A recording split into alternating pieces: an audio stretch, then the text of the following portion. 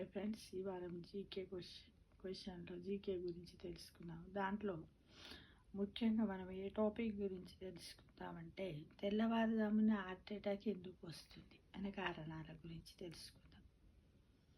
అయితే మనం ఏం చేస్తాం,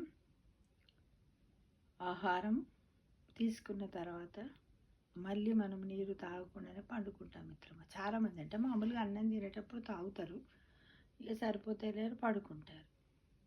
అయితే ముందు మల విసర్జన వల్ల రక్తంలో నీటి పరిమాణం బాగా తగ్గి సాంద్రత పెరుగుతుంది. దీనివల్ల రక్తనాళాల్లో రక్త ప్రవాహం సాఫీగా జరగదు. మనం ఏం చేయాలంటే భోజనం చేసేటప్పుడు చేసిన మధ్య మధ్యలో నీళ్ళు తాగొద్దని చెప్తారు. కొద్దిమందికి ఇబ్బంది అయి తినలేని పరిస్థితుల్లో ఉంటే కొంచెం తక్కువగా తాగాలి. మొత్తం భోజనం అంతా అయిపోయిన తర్వాత ఒక 5 నిమిషాల లోపు ఆగి తర్వాత కొంత వాటర్ తాగాలి. తాగి మళ్ళీ మనం భోజనం అయినాక రాత్రి అటు ఇటు ఒక 2 అవర్స్ బిఫోరే భోజనం డిన్నర్ ముగిస్తే బాగుంటుంది మిత్రమా. ఎందుకంటే 2 అవర్స్లోగా మనం అటు ఇటు తిరిగినట్టయితే గ్యాస్ట్రిక్ అది ఇది ఉండదు. మళ్ళీ మనకు వాటర్ కూడా తాగాలనిపిస్తుంది, అప్పుడు వాటర్ తాగుతాం.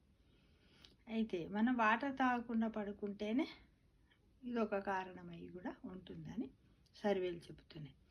అయితే ముందు మూత్ర విసర్జన వల్ల రక్తంలోని నీటి పరిమాణం బాగా తగ్గి సాంద్రత పెరుగుతుంది. దీనివల్ల రక్తనాళాల్లో రక్త ప్రవాహము ఈజీగా జరగదు.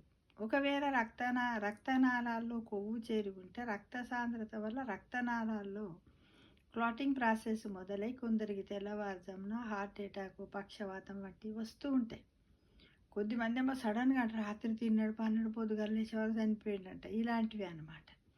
కొద్దిమందికి ఏమో రాత్రి మంచిగానే మాట్లాడిండు, లేచిండు, టాయిలెట్ చేసిండు, మళ్ళీ వండుకున్నాడు, తెల్లార వరకు నోరు వంకర పోయింది, కాళ్ళు వేస్తలేదంటారు. ఇవి పక్షవాతం లక్షణాలు. ఇలా జరుగుతూ ఉంటాయి.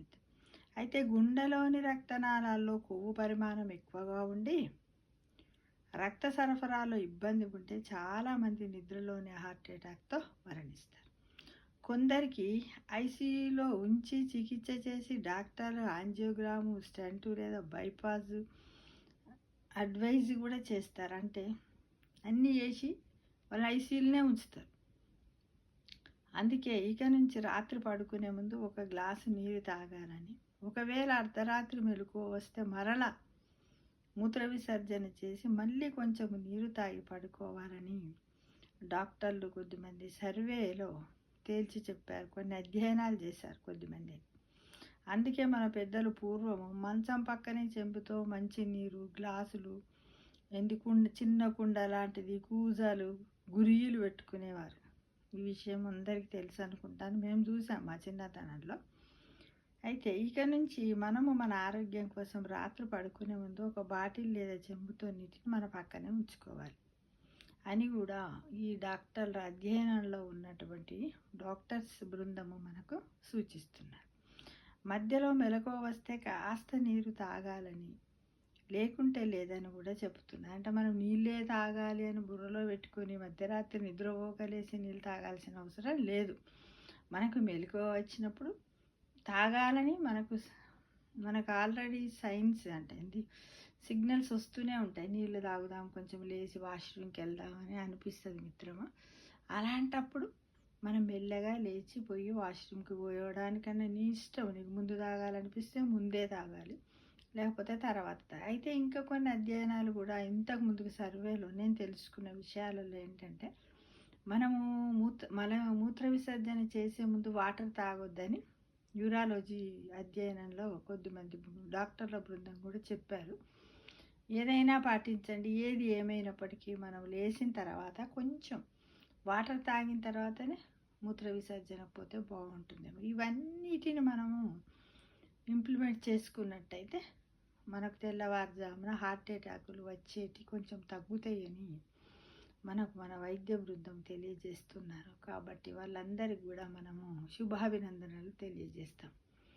ఎవరి ఆరోగ్యం వారి అరిచేతుల్లోనే ఉంటుంది మిత్రమా. మనల్ని మనమే కాపాడుకోవాలి. ఆ తర్వాతే మనకేమన్నా వస్తే డాక్టర్లు ఆ తర్వాత భగవంతుడి దయ ఉంటే బతికి బయటపడి మళ్ళీ బట్టలు కట్టి మళ్ళీ ఆహారాన్ని రకరకాల భోజనాలను చేస్తూ ఉంటాం మిత్రమా.